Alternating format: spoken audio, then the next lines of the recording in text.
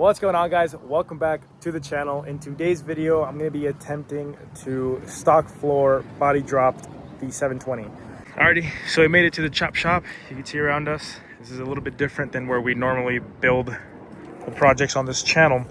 But we got a nice smooth surface right here, which is nice and level. So that's going to be perfect. Now my goal for this truck is to have it be super low on 14s, static, and still drive good. For it to be low enough in my standard to be good is I have to body drop it. Now there's actually more ways to do it, but there's two ways of doing a body drop.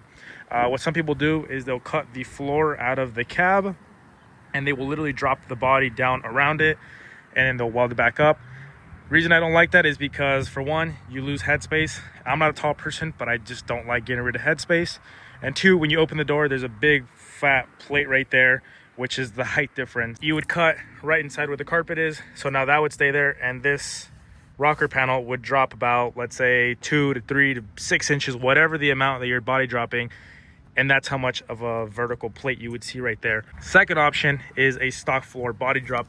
So if you can see, the frame rails on these trucks are a 4-inch rectangle frame. So what my plan is to do is cut the frame in half, reinforce the frame, drop down the body mounts, and just body drop it 2 inches.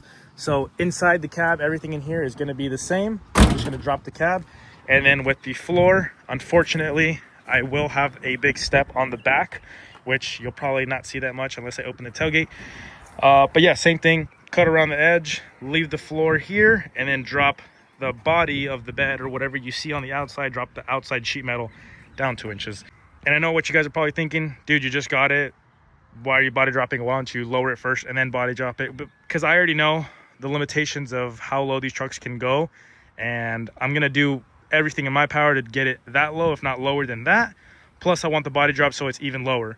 And what my goal with this is, what most people do when they body drop a truck, their goal is to lay the pinch welds on the floor because they usually have hydraulics or air suspension to lower the truck. So they want the truck to be as low as possible. Some people even get carried away and they'll even cut the rocker panels out and they'll lay the door on the floor. Some people even get carried away from that and they'll go even higher. What I want to do is I want the truck to look lower than it actually is. So what my plan is, if I lower the body 2 inches, technically I won't have to lower the suspension those 2 inches to get to my desired ride height. But regardless, I'm going to be dropping this thing like 8 inches. So it's going to be on the floor regardless.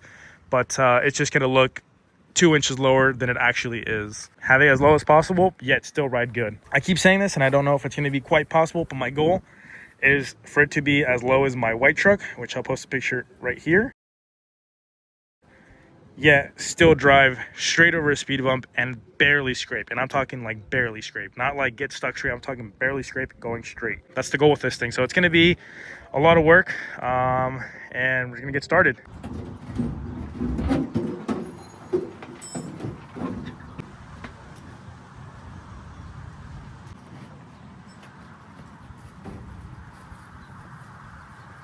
Well, we got the bed off. For anyone that's curious, there is one 17 millimeter nut right here, 17 millimeter nut right here, 17 millimeter nut right here. Same thing on the other side. There's 1, 2, and 3. You always have to disconnect your gas filler neck, and then you have to unplug your taillights, which it's this big round plug right here. So you unplug that, and then there's a small harness that stays on the bed, and then should just lift up and out. Well, now that we got the bed off, now it's time to do the hard part and get the cab off. Now it's not hard, but it's not as simple as just taking 4 bolts off and a plug. So what's gonna entail here, since this truck does have AC and it does have power steering, it's a little bit more of a challenge. I guess this power steering doesn't really matter too much because that's gonna stay on here. But for example, the AC lines are connected to the compressor's on the motor, so that's going to stay with the frame, but the cab is going to come off. So like these lines that go in here, we're going to have to unplug all this. Pretty much everything that is on the frame and on the motor, we're going to push towards the center and keep it there. And everything that's on the body As far as like the harness and the brake booster and all that, we're going to put off to the side, and that's going to stay on the truck. Now my full plan for this is to eventually delete all the smog stuff, throw a Weber on down the road, so I don't really care about any of this stuff. Plus I want to get rid of all these brackets and clean this up just like I did to my other truck, and then respray the whole entire truck, the whole bay, the whole hood. Everything's going to get redone on this truck. All right, well, I think I got everything off.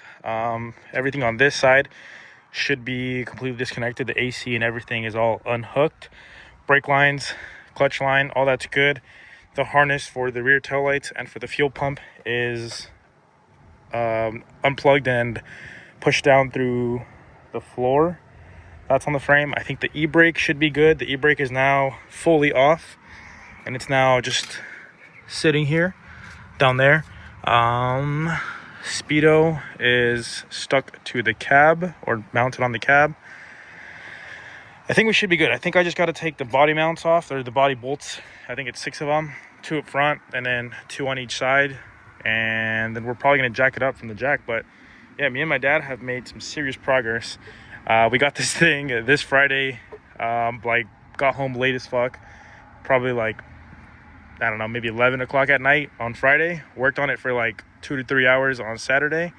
And then now it comes, I just noticed it's missing the motor for the windshield wipers. Anyways, that's besides the point. And yeah, and I worked on it. We worked on it today for probably a solid 2 hours so far, and we're pretty close to at least lifting the cab up a little bit. So I think we're doing pretty good. Alrighty, right now what we're gonna do is we're just gonna lift the cab up with some jacks to make sure everything is unplugged, as far as like any harness or any brake lines or anything that we think are off but aren't. And then probably sometime this week, whenever I get a chance, whenever I get off of work and I get a chance, we'll get a tractor over here and see if we can pick it up. All right, I think we're good there. You might have to hold it.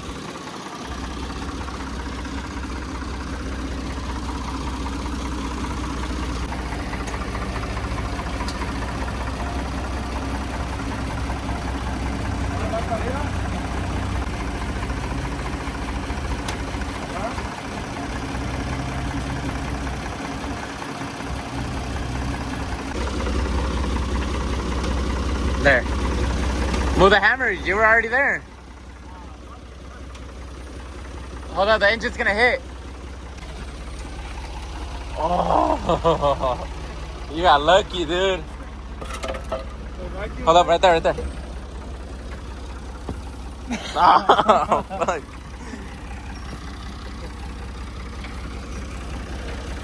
Vámonos, manéjalo así.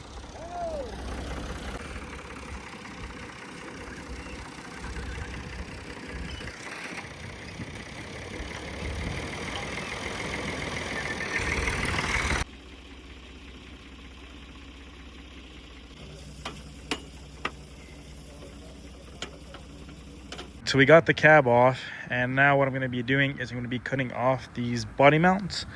Originally, I was going to try and fabricate something to weld onto the bottom, so I could just cut them and then slide them down 2 inches, slide those down 2 inches, since I'm going to be doing a 2-inch body drop, and just sliding them straight down and then re-welding them.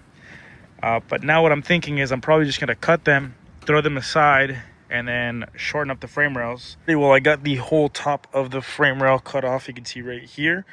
I gotta go get some material tomorrow. I'll go straight after work and get some. It was already too late by the time I thought about getting some. But I'm just gonna get all this dirtiness cleaned out of there. I'm also gonna go pick up some flap discs so I can prep all this and get this ready to weld.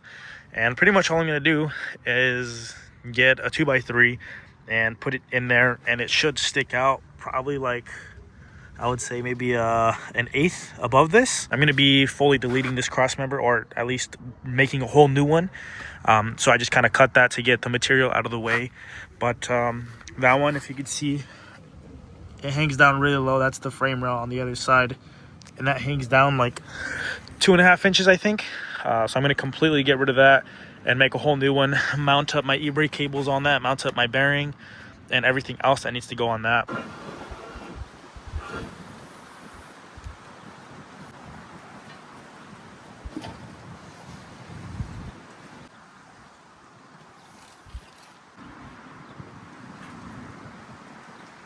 ear protection is super important.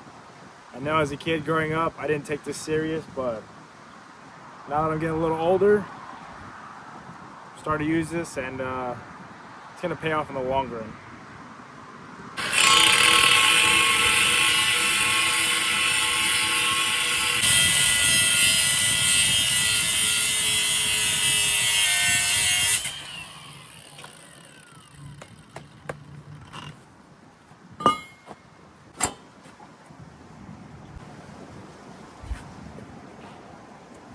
And for anyone saying that I'm making the frame weak by doing this, just look how thin the frame is on this. Look at that. This side's a little bit thicker, but look at that. Super thin. That's probably a 16th. That's probably 1/8 inch. And look at what I'm putting in there. 1/4 inch wall. And I know what some people are probably going to be thinking, why don't I just cut the frame, build a whole new frame?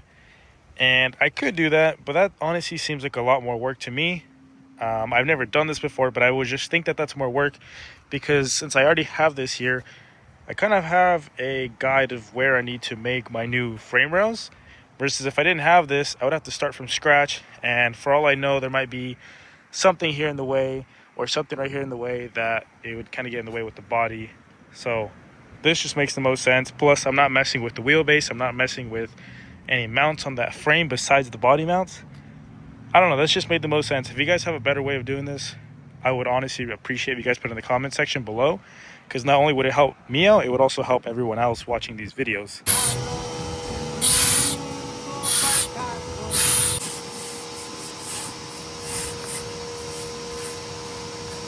So this is pretty much what I got right now.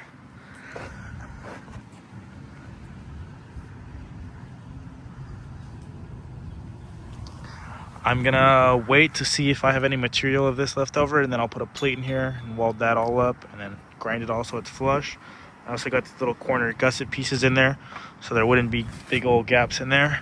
You can see right there. I still have to flatten this down. It actually fits very nice and tight in there. What I'm gonna do is I'm gonna get some big old clamps and clamp it down, and also clamp it this way.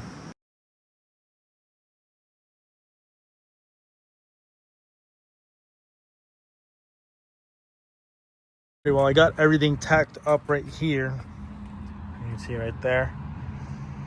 Get it all clamped down so it's nice and flat. I also did grind it all the way to bare metal on these holes. Got some holes drilled out. So what I'm going to be doing here is I'm going to be doing a rosette weld. That's what it's called, because it looks kind of like a rose. So what this is going to do is it's going to ensure that it actually grabs the frame a lot better than just welding it on the top. So not that this is going to be a weak weld, because it's just on top, but if for whatever reason this decides to break or something happens, it's also going to be held in by these on the sides, so it's just going to make it that much stronger.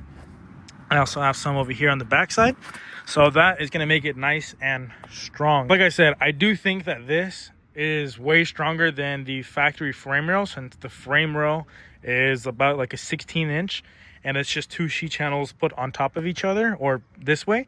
So I think a boxed in 2x3 1/4 inch wall is definitely going to be a lot thicker material than what is already on here. So I'm not really worried about it being weaker in any sense like that, but it's just going to be a little bit lower. Now what I'm going to do is I'm going to weld it in different sections. Instead of throwing one long bead all the way across, I'm going to do little sections to kind of dissipate the heat a little better, so that I minimize the amount that it's going to warp. Since this is going to be a lot of welding, it's going to want to, you know, warp and bend and twist and get all weird. So my plan is to try and eliminate that as much as possible.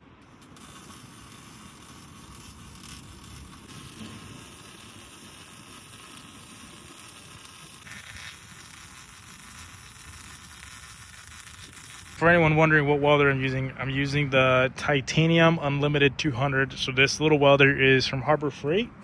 I picked it up like 5 years ago, and everything I've done, I've welded up to 1/2 inch thick plate. This thing, I mean, it does its job. Right now I only have it hooked up on 110 because that's all I have access to. If I did have a 210 or 240 volt, I would obviously use that. And you can see you can use 240 volt, and this thing actually does pretty good. Once I'm going to explain real quick. When it works good. Problem is, since it is a lower end welder, you hit the duty cycle really fast. So for those who don't know what a duty cycle is, it's pretty much how long you can consistently weld without letting it take a break. Now, a higher end like a Miller or a Lincoln welder that's a couple grand, you're gonna be able to weld for about, I would say, 10 minutes and you'll be fine. Or, you know, whatever you need, you'll be able to weld. Now this one on 240 volt on max settings, it's a 10% duty cycle. So what that means is essentially for every minute of consistent weld, you have to let this thing rest for 10 minutes. Now, if you're someone like me and you do small projects at home, that's fine. If you got all the time in the world, you know, you got a weekend. If you're not trying to rush, this is perfect. I think I picked it up for like 500 bucks, brand new. Now, if you're trying to do a lot of work and you're trying to get stuff done fast, this is not the welder for you, because like I said, you're going to do one weld, one little weld, like pretty much from there to there. It's going to start to overheat. You have to put it aside, wait 10 minutes, do something else, then come back and do another piece. Versus a higher end, you could probably weld that whole piece just straight, knock it out, and you'll be fine. Once again, it depends on what you're doing. If you're you just need something for the weekend or whatever, this will do just fine. However, after buying it, I probably do wish I would have got something a little better, a little higher end.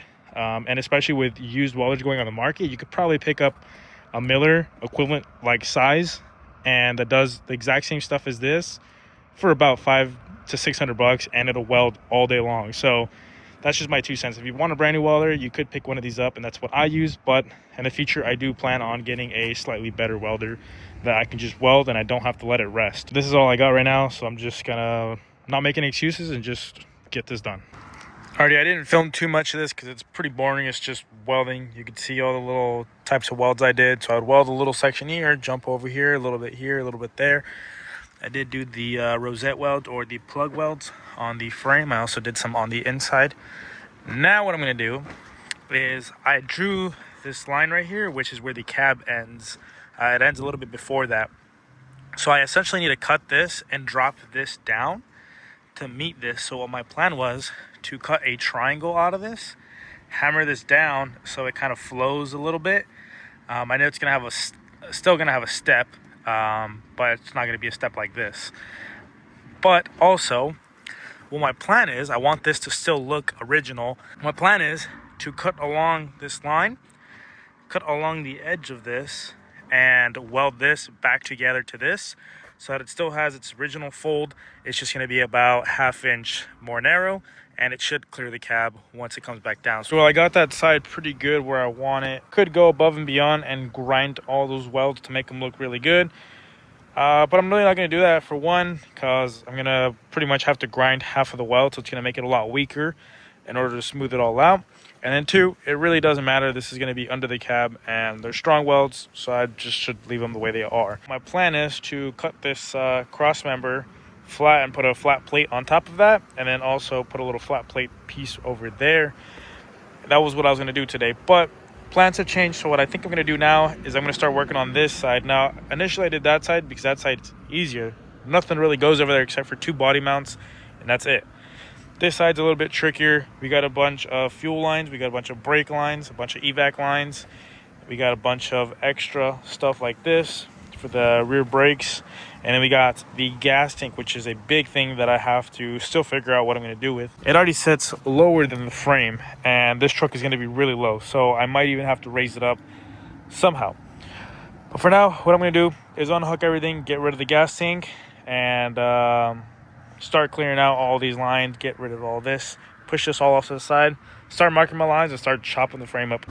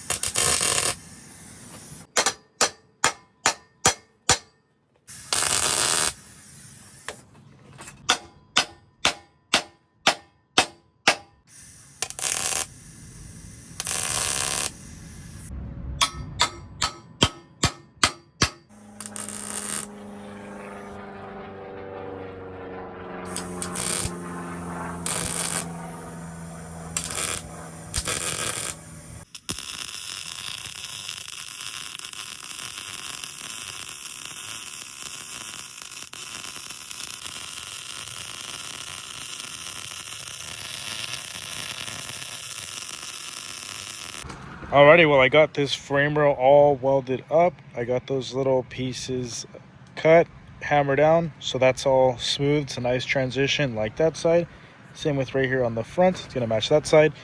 And I got this plate all welded in, nice and flat. So we shouldn't get hung up on anything here. Still don't know. Like I said, I haven't done this before. So once I put the cab on, if I see that it's hitting here, or if I see that it's hitting on the transmission, which more than likely I think it is. I honestly did not measure that part. I got too excited and just ripped the cab off. Regardless, I can't really measure in there. There's not a lot of space. But if it is hitting on there, then of course I'm gonna have to cut out the trans tunnel on the cab and raise that up 2 inches or whatever I need to do. But I'm gonna do that once I set the cab on. Once I have the cab on, I could move it up and down and adjust it, and I could even weld that in place through the front or the top side of it. I don't have to have the cab off of the truck. So what I'm going to do real quick, going to give this thing a quick spray down with this Krylon paint. This is what I grabbed at the metal store. I've heard a lot of good things about this. I've never used it, so I'm hoping it works. In the past, I've used some sort of self-etching primer, and that's seemed to work. Now in this case, this is just going to be temporary. I'm just going to spray this on so that it doesn't get any surface rust, since this is going to take me quite a while to fully finish this truck. So I am going to come back, probably grind all of this. I'm going to do a lot more welding on it. This is just the meantime. These are just the 2 frame rails, so I'm going to quickly spray it with this, and then I'm going to probably move to cutting the front end off. So right here, I'm just going to chop the front end and drop that 2 inches.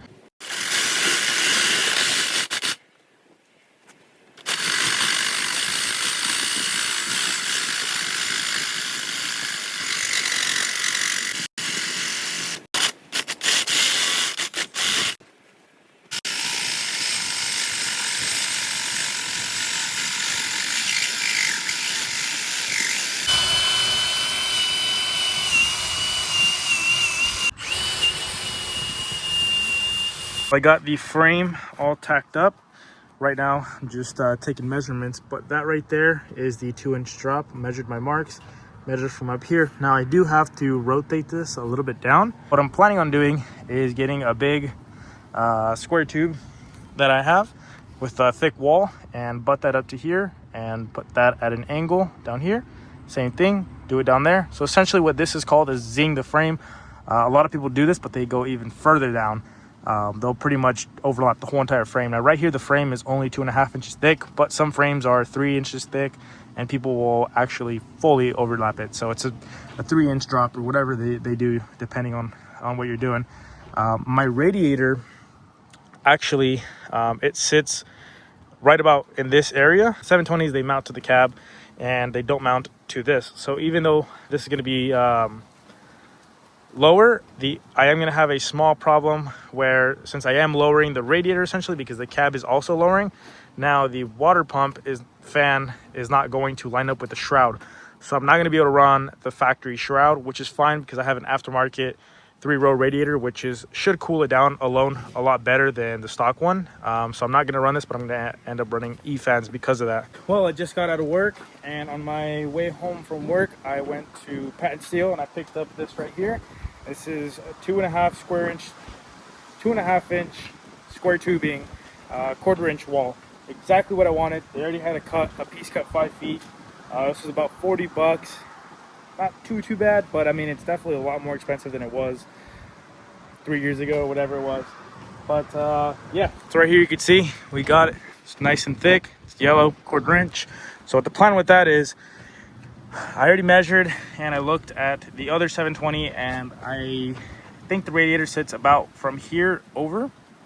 So we have up until a little bit about 1/4 inch past this hole, and we could build it all the way from right here. So what I'm gonna do is cut at an angle, kind of like that, and that way I have a long surface weld. That way I could weld it all the way down here, all the way across, down here, up and around, and then same thing on the opposite side.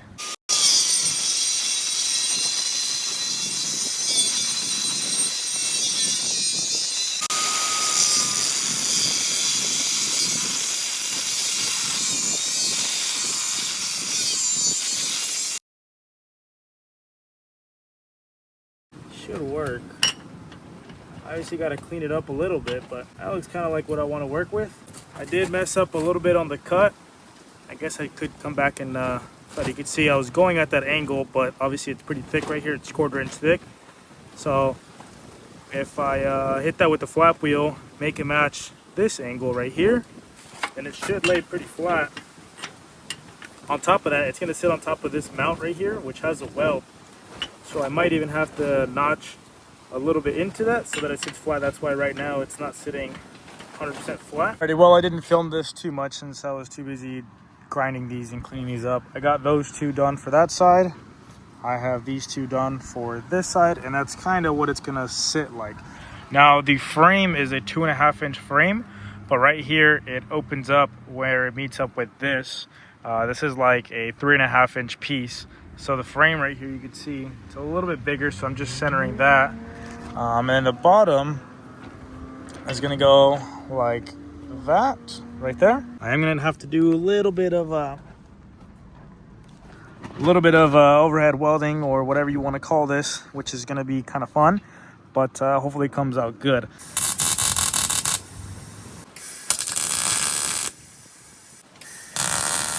As you can see, we are dead nuts on the money. I know it says 6 degrees, but the frame was 3 degrees inclined, and this was 3 degrees more than that. So 6 degrees, we are dead nuts, just where we were before I even cut it.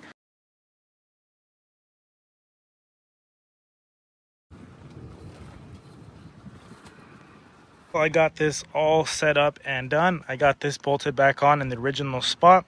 However, these, I had to rotate them 180 degrees and flip them.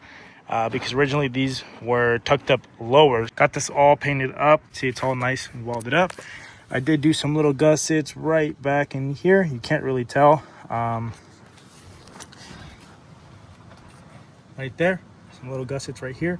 You can't really tell because it's all painted, but yep, it's all good. All good. Same thing on this side. Everything's all nice and welded up. We are ready to go, and time to move on to the next project.